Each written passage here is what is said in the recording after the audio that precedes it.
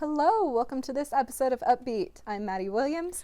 I'm Ashley Chase. We've got a great show for you today. And I'm Harley Hunsaker. The big game was this weekend and millions of people tuned in to watch. I watched it with my family at my house and my brother-in-law made a great dip. It was a great time.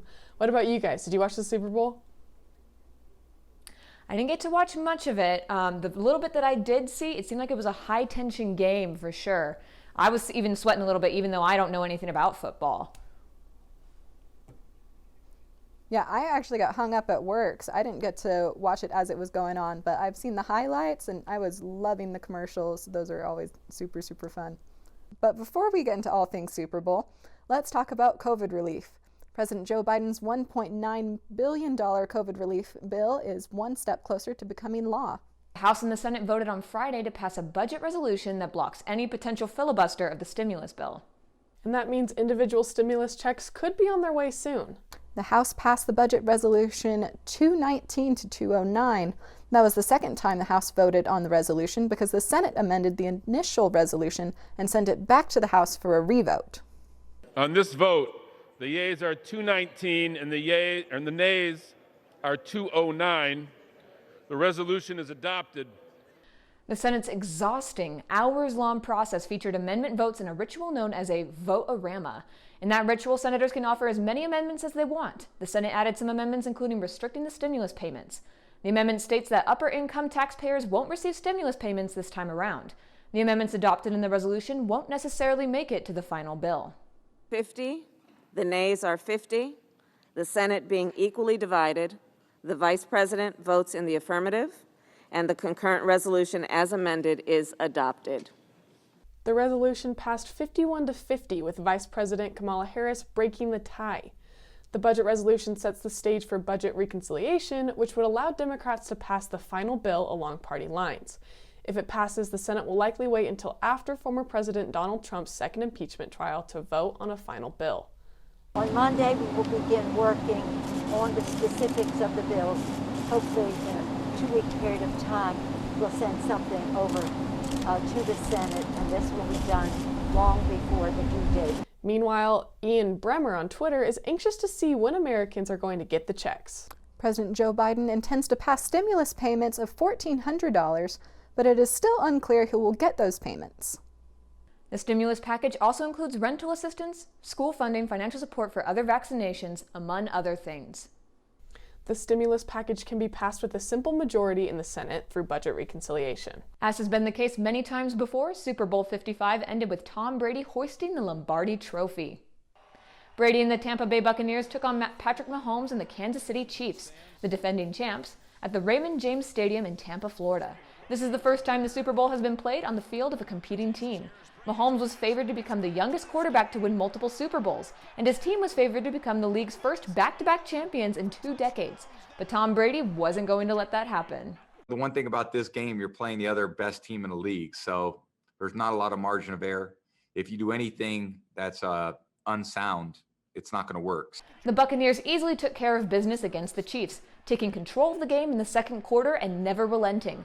Brady threw 3 touchdowns, including 2 to former Patriots teammate Rob Gronkowski, and the Buccaneers defense had Mahomes scrambling all night. Mahomes was continually throwing off balance, and the Bucs defensive backs were all over the ball, with Antoine Winfield Jr. notching a third quarter interception. I think our performance speaks for itself. Like, hey, we got to be at the top somewhere. Chiefs got a high-powered offense. The way we came out there and played tonight was amazing. Offensively, defensively, special teams, we all did what we had to do to get the win. After a brutal game, the Buccaneers took home the win 31-9. This is the first time in Patrick Mahomes' career that he has lost by double digits, as well as the first time in over 30 games that his team did not score a touchdown. While this is only the second Super Bowl win for the Buccaneers franchise, this is the 10th time that quarterback Tom Brady has been to a Super Bowl, and the 7th Super Bowl win of his career. Brady was named MVP, the 5th of his career.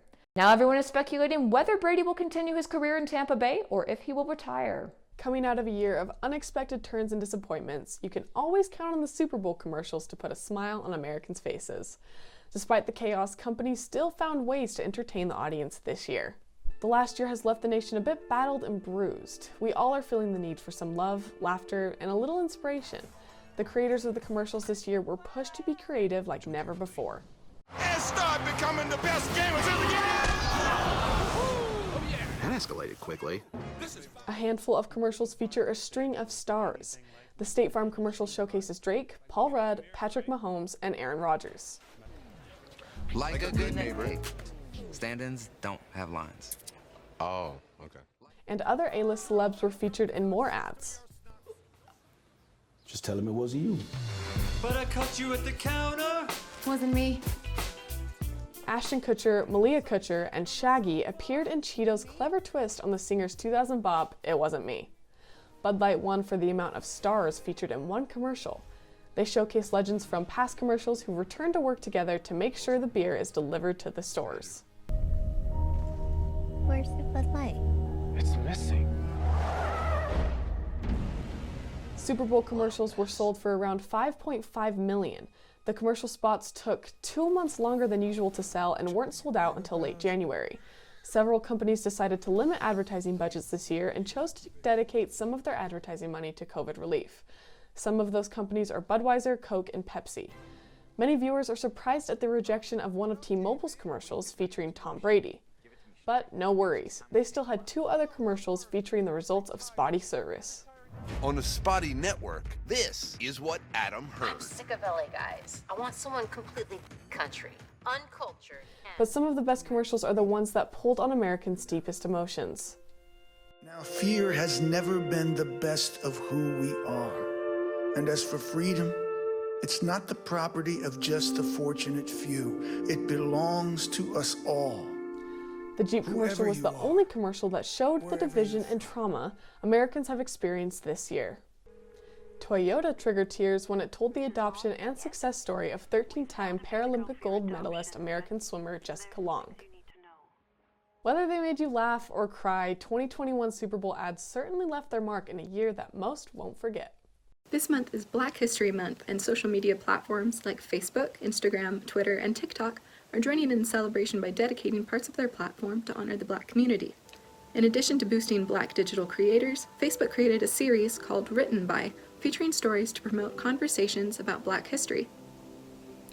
Facebook is celebrating music and graphic design artists and showcasing them on their Twitter account. One of the posts was a poem written by Teresa Ta Songbird called You So Black, which Facebook says honors the individuals and Facebook groups who are #making a way every day. You so black. You so black. When you smile, the stars come out. You so black. When you born, the God come out. Black is night. Black is pyramids and mathematics. Black is melanized and magic. Instagram is contributing via their #ShareBlackStories, where they're aiming to boost Black digital creators on their platform, like the video of children dancing along to a happy beat from @Peace David Marubu.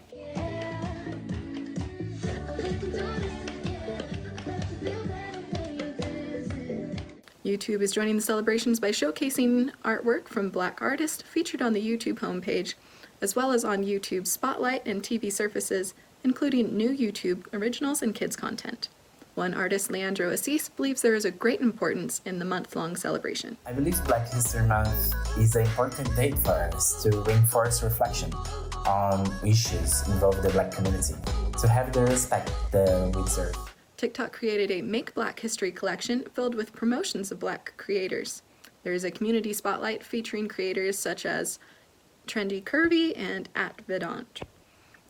In a section called Take Action, information is given with how to support organizations that advance equity and justice.